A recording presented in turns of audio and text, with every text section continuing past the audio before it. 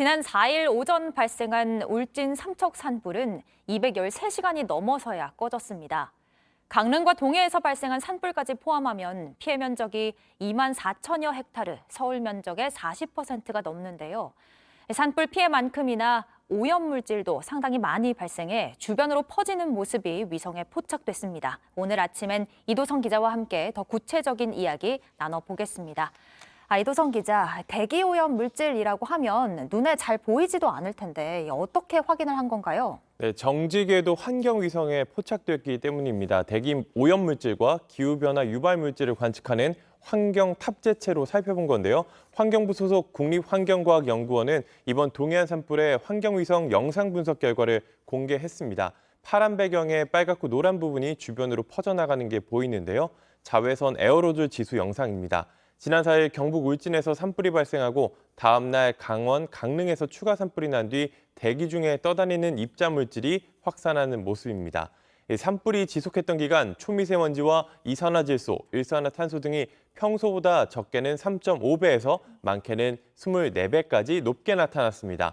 대형 산불로 다량 배출된 에어로졸 등은 기후변화에도 상당한 영향을 미치는데요. 이번 자료는 산불 영향을 분석하고 중장기적인 기후변화를 연구하는 데 쓰일 예정입니다.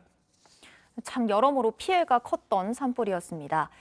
그리고 다음 소식은 윤석열 대통령 당선인의 배우자 김건희 씨 소식인데요.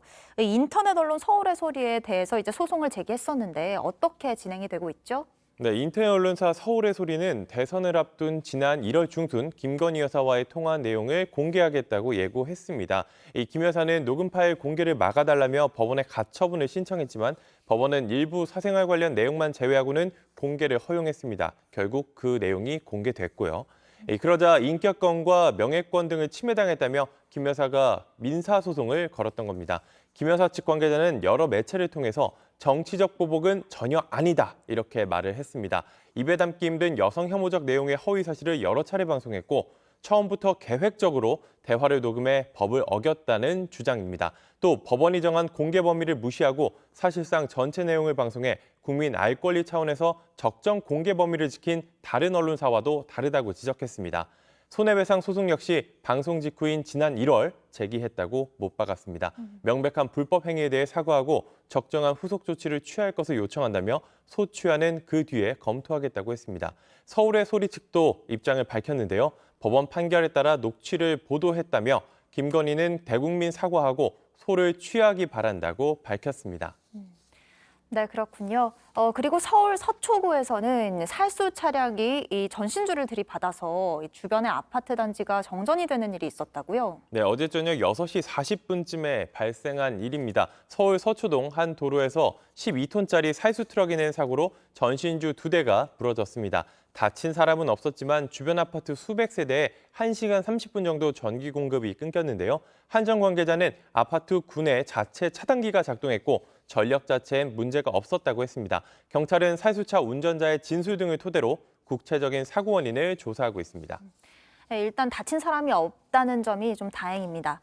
그런가 하면 부산에서는 현직 경찰관이 만취 상태로 성추행을 저질렀다는 보도가 또 나왔어요. 네, 사건이 발생한 건 지난 8일입니다. 부산경찰청 소속 A 경위가 술에 잔뜩 취한 상태로 길을 가다 한 여성의 성추행을 저질렀습니다. 인근에서 이 장면을 목격하고 말리기 위해 달려온 남성과는 몸싸움도 벌였습니다. 경찰은 A 경위를 직위 해제하고 징계 여부를 검토하고 있습니다. 경찰이 이런 일을 벌였다고 하니까 또 참 화가 나기도 합니다. 네, 여기까지 듣겠습니다. 이도성 기자, 잘 들었습니다.